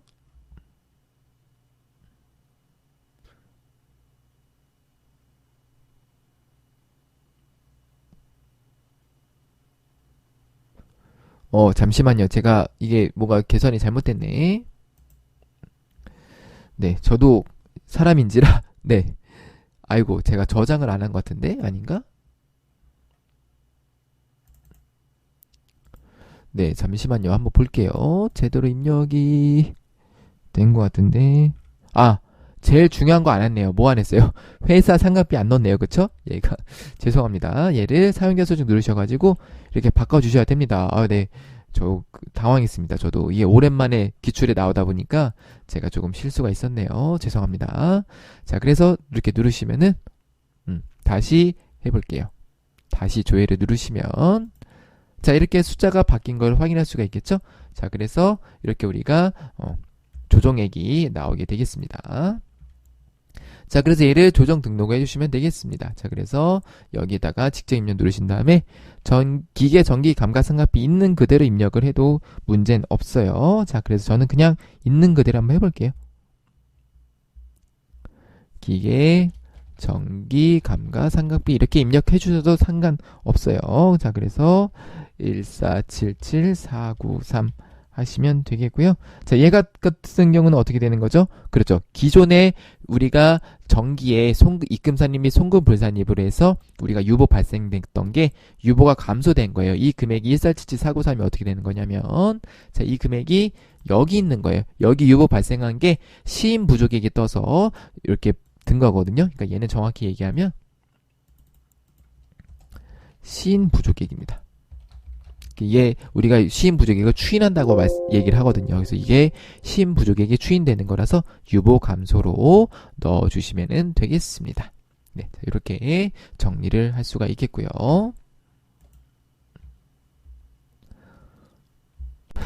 자, 이제 3번입니다. 다음 자료를 이용해서 가지급 등의 인정이자 조정 명세를 작성하고 관련된 세무 조정을 소득금의 조정 합의표에 반영하시오라고 돼 있습니다. 그래서 얘의 컨셉은 뭐였죠? 얘의 컨셉은 실제로 내가 수령한 이자라 실제로 내가 세법상에 그러니까 얘가 B가 되는 거고요. 세법상에 줘야 되는 이자는 뭘로 계산한다? 얘랑 가중평균 차입 이자를 할 수도 있고요. 정기예금 이자를 할 수도 있고 선택할 수 있죠. 그쵸? 그래서 얘를 계산해서 세법상 한도액을 계산해서 이 차의 금액을 우리가 그쵸? 얘도 마찬가지로 세무 조정을 하면 되겠죠. 그래서 이렇게 큰 흐름을 잡고 가시면 되겠습니다. 얘 같은 경우는 보통 입금 산입이 나오겠죠. 그쵸? 내가 이자를 더 받아야 되는데 덜 받았기 때문에 내가 덜 받은 거에 대해서는 페널티를 주겠다라는 그런 게 되겠습니다. 자, 그래서 첫 번째로 자 우리가 이자 금액을 넣어주시면 되겠고요. 그 다음에 차입금 입력하시면 되겠는데 특권자는 뺀다고 했었었죠. 그래서 특권자는 이렇게 없애주시면 되겠고요. 그쵸. 그 다음에 가중평균 차입 이자율 적용하라고 되어 있기 때문에 가중평균 차입 이자율을 적용하는 거를 클릭해서 넣어주셔서 입력하신 다음에 어떻게 한다? 차액을 자동으로 세무 조정하시면 되겠습니다. 얘도 입력을 해보도록 하겠습니다.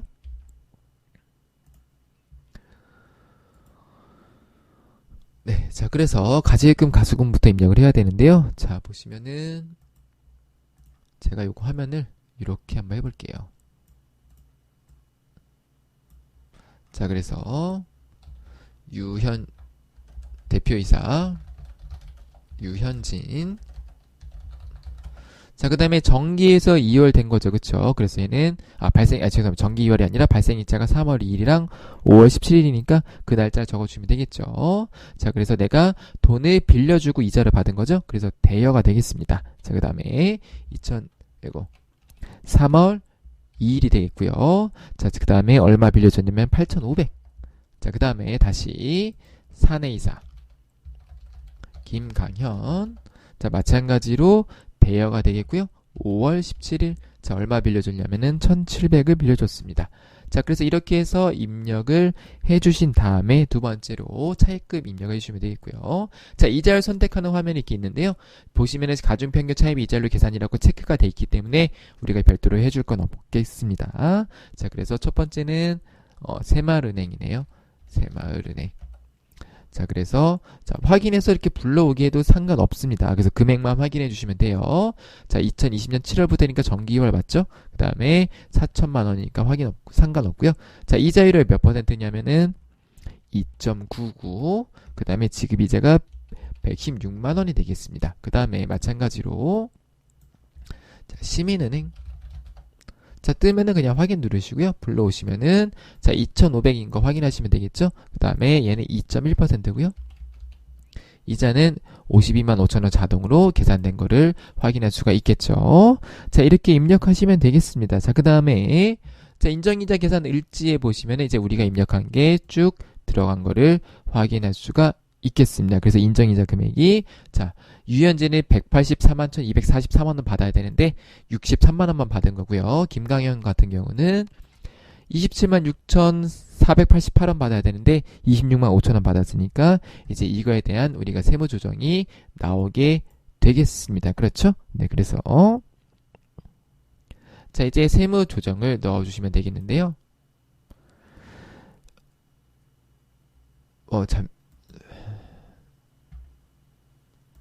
죄송합니다. 네, 금액이 넘어가서 봤더니 회사 계산을 입력 안 했네요. 죄송합니다. 제가 이게 가끔 오랜만에 나오다 보니까 계속 하나씩 빼먹네요. 죄송합니다. 그래서 회사 계산이게 얘는 63만 원이죠. 자, 그 다음에 김강현은 26만 5천 원. 자, 그래서 실제로 우리가 세무조정해야 되는 금액이 이렇게 나옵니다. 자, 근데 나오는데요. 자, 실무적으로는 보통 어떻게 하냐면 실무적으로는 이렇게 따로따로 넣어줘요. 왜냐하면 이 사람마다 해서 얘를 나중에 우리가 별도로 처리하는 게 있기 때문에 따로따로 해주는데 지금 프로그램이 이렇게 한 줄로 나오잖아요. 그래서 뭐 문제에서도 뭐 인별로 세무 조정하는 얘기가 없기 때문에 그냥 조정 등록 누르셔가지고 이 나온 금액 그냥 넣어주셔도 상관없습니다. 자, 그래서 얘는 가지급금 인정이자고요. 1211243이고 얘는 상여가 되겠죠. 이렇게 처리해 주시면 되겠습니다.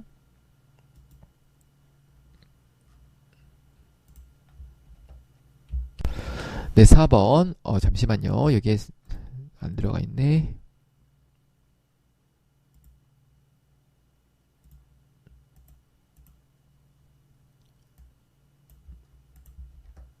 네, 4번. 다음 제를 이용해서 퇴직연금 부담금 조정 명세서를 작성하고 이와 관련한 세무 조정을 소득금의 조정학계표에 반영하시오라고 돼 있습니다.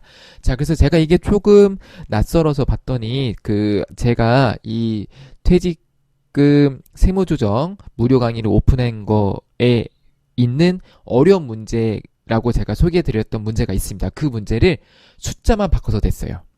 제가 이렇게 찾아봤는데 제가 문제조도 한번 풀어볼 거 아니겠어요? 풀기 전에 찾아봤더니 82회였나? 네, 똑같은데 숫자만 바꿔서 어려운 문제. 그러니까 이거는 진짜 어렵게 낸 거예요. 이 문제 자체가 되게 어려운 문제거든요. 그래서 아마 대부분의 수험생들이 틀렸을 것 같긴 해요. 이거를 완벽하게 맞추긴 좀 어렵습니다. 저도 이렇게 가끔 나오는 문제들을 풀게 되면 실수하는 경우가 있거든요. 그래서 이 문제도 제가 실수가 좀 있었어요. 그래서 제가 어떤 것들을 유의해야 되는지를 다시 한번 말씀을 드릴 거고요. 이 문제는 어렵기 때문에 내가 정 안 되겠다라고 하시는 분들은 넘기세요. 패스하셔도 돼요. 제가 전산세무 1급 팁 할 때 한 문제 정도 버려도 된다고 했잖아요. 그런 문제들 중에 하나입니다. 이런 것들은 버리셔도 괜찮습니다. 자, 그래서 볼게요. 자, 일단은 퇴직연금 부담금 조정 명세서를 입력을 할 때는 우리가 첫 번째, 이게 뭐였죠? 그쵸? 퇴직급여랑 퇴직연금이 나눠져 있어요. 그래서 퇴직급여 충당금 내역이랑 퇴직연금 현황이 나눠져 있어서 얘를 별도로 입력을 해주셔야 돼요. 일단 컨셉이 첫 번째로 그렇습니다. 자, 그래서 자, 얘를 나눠서 입력을 해야 된다는 거를 먼저 기억을 해주시면 되겠고요. 제가 퇴직급여 충당금 내역에 입력하는 것들은 파란색으로 넣었고 퇴직연금 현황은 붉은색 글씨로 표시를 해서 조금 구분을 해볼게요. 자, 일단은 우리가 퇴직연금부터 입력을 해야 되기 때문에 자, 이렇게 퇴직연금 운용자산금액 기초금액 확인하시면 되겠고요. 자, 그 다음에 퇴직연금 수령액, 얘도 퇴직연금이죠. 그쵸? 수령액 300만원 확인하시면 되겠고요. 그 다음에 불이백이 4천만원 불입한 거 기억을 하시면 되겠습니다. 자, 그래서 자, 퇴직연금에, 그러니까 사회적립자산에 내가 2억이 있었는데요. 2억 중에서 퇴직금을 지급한 게 300만원이 있는 거고, 추가로 4천만원을 불입을 해서 2억 3,700이 남아있겠죠. 그래서 그거를 하나 기억해 주시면 되겠고요. 자, 그 다음에 퇴직급여 충당금 내역도 보니까, 자, 얘는 제가 T 계정으로 그리시면 어떻게 되냐면, 자, 기초가 2,500인데, 자, 단기 지급한 게, 퇴직금 지급한 게 1,600이며, 전액 퇴직급여 충당금과 상계하였다라고 됐기 때문에, 퇴직금 충당금이 1,600이 준 거고요. 그 다음에, 어떻게 되는 거냐면, 그래서 기말에 900만원이 남아있어요. 그래서 퇴직급여 충당금의 기말 잔액은 900을 입력을 해주셔야 된다. 요거를 포인트로 잡아주시면 되겠고요. 자, 그 다음에, 자, 퇴직연금 수령액 300만원 있는 거 얘를 어떻게 한다 그랬었죠? 그죠? 정기말 현재 퇴직급여 충당금 부인액 중에서 300만원이 빠져나갔으니까 기말 잔액은 100만원이 된다. 요거까지 체크를 해주셔야 돼요. 좀 어렵죠? 어려우면은 제가 강의했던 거 보시고 다시 이거 보셔야 돼요. 어렵습니다. 정 안 되면은 버리세요. 이 문제는요. 자, 그 다음에 자, 단기 퇴직 현황 보시면은 전액 퇴직급여 충당금과 상계했다는 얘기가 있어요. 그래서 이렇게 퇴직급여 충당금과 상계하였다라는 말이 나오면은 제가 뭐라 그랬었죠?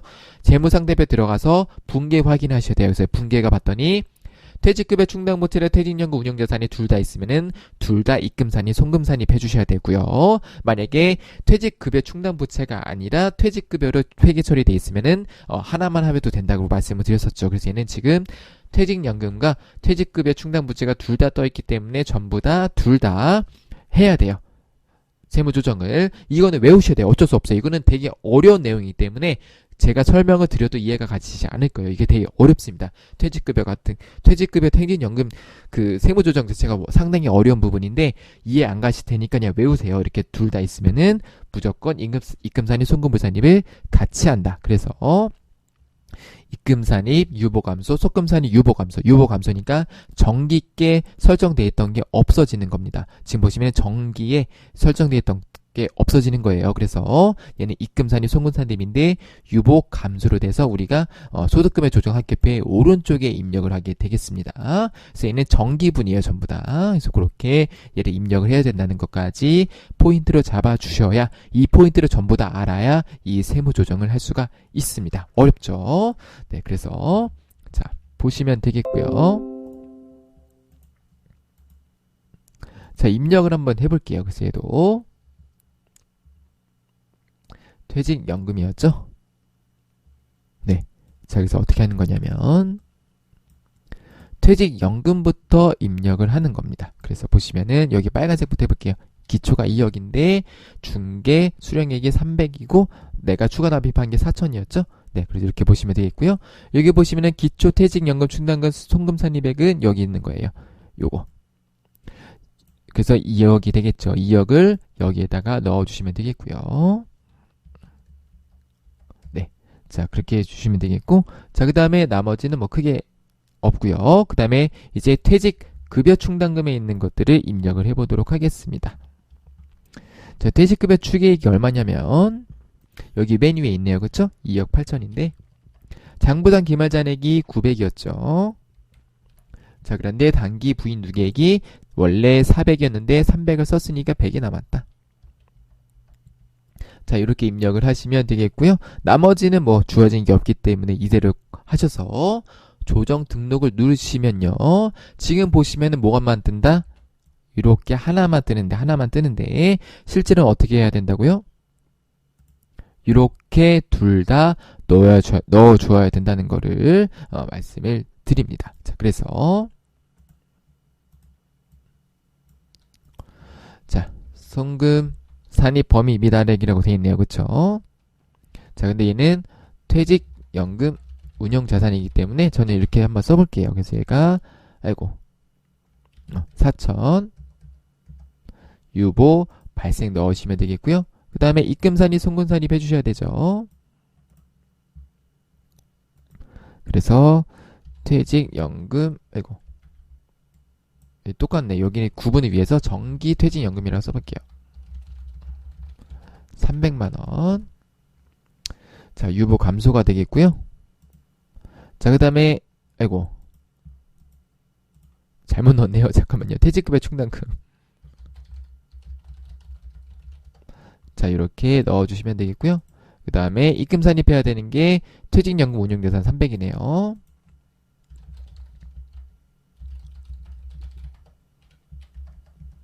자, 이렇게 넣어주시면 되겠습니다.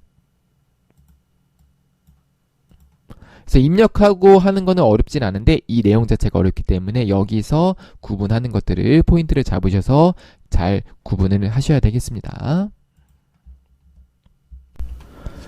네, 5번입니다. 자, 기부금 조정 맹세서랑 우리 세무 조정을 해보도록 하겠습니다. 자, 당사는 세법상 중소기업에 해당한다. 세법상 중소기업에 해당하는 거는 기준소득금액 계산할 때 들어가는 거였었죠. 자, 체크하시면 되겠고요. 뭐 크게 문제 푸는 데는 중요한 내용은 아닙니다. 그래서 기부금은 첫 번째로 우리가 법정 기부금, 지정 기부금, 비지정인지를 먼저 구분하셔야 되고요. 그 다음에 요 밑에는 기타 자료를 입력해서 넣으시고 그 다음에 자동으로 우리가 세무 조정하시면 되겠는데요. 자, 개정사항이 있었었죠. 뭐가 있었냐면은 원래는 법정 기부금, 지정 기부금, 비지정 기부금이었는데 우리가 몇 항, 몇 호 이런 기부금으로 용어가 조금 바뀌었죠. 근데 이제 문제에서는 일단 법정 기부금이라는 용어를 쓰고 있기 때문에 저도 설명의 편의를 위해서 법정 기부금, 지정 기부금 요런 용어를 사용하도록 하겠습니다. 자, 그래서 자, 위로용품 기부금 기부인데요. 코로나 극복을 위한 거니까 법정 기부금이 되겠고요. 태풍으로 인한 이재명 구호금품은 단골이죠. 법정, 그리고 사립대학교 장학금도 법정.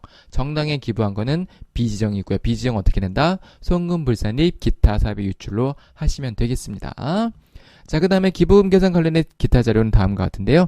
자, 원래는 2020년 법정 기부금 한도 초과액이 있는데 이 한도 초과액이 우리가 다시 여기 한도 금액에 계산할 때 나중에 들어가거든요. 물론 이제 우리가 프로그램으로 입력하는 거기 때문에 실제로 계산 과정을 알 필요는 없겠지만 재경관리사나 심화반 공부하셨던 분들은 요거 한도 초과액들이 들어올 때는 제가 송금산입 기타로 원래 해야 된다고 말씀을 드렸어요. 근데 우리가 전산세무에서는 그 정도 세무조정까지는 요구하지 않고 있기 때문에 요거는 혹시나 송금산입 기타 해야 되는 거 아니에요? 라고 물어보실 수가 있는데요. 요거는 그냥 두시면 되겠습니다. 자, 그리고 단기 레이어된 결손금 있는 거 2018년 분이니까 그냥 입력을 해주시면 되겠고요. 자, 그 다음에 체크가 뭐였었죠?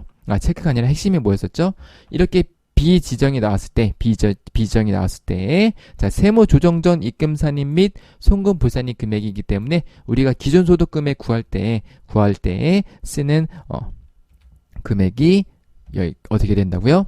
3,000에다가 요 300을 더해서 3,300을 해야 돼요. 그래서 요 문구가 중요합니다.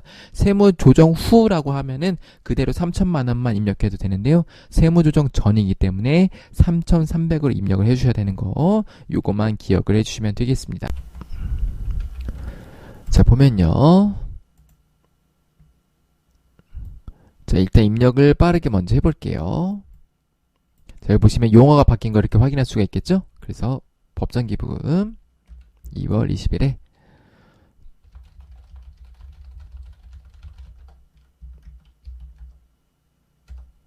5,000이고, 자, 그 다음에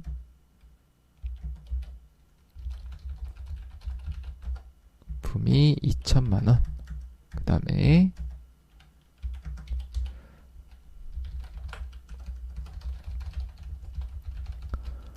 금이 1억, 그 다음에 그 밖에 기부금이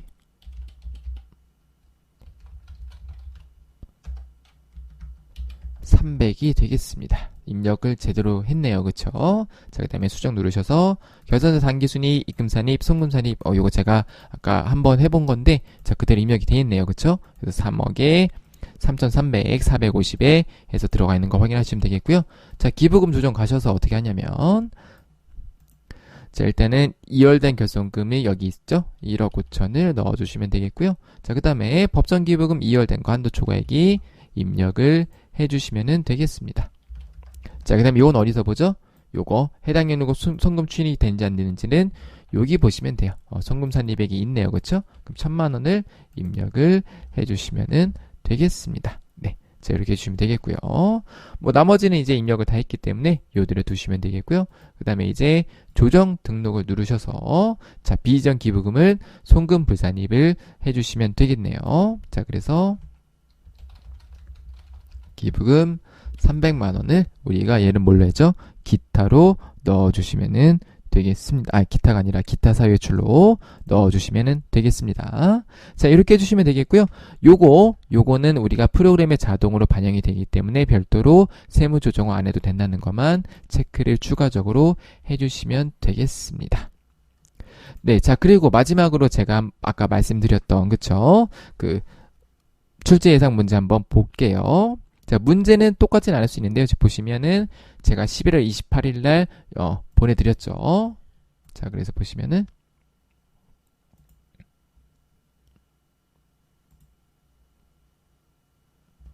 자, 이렇게 보시면은 제가 문제를 쭉 만들어서 드리는데요.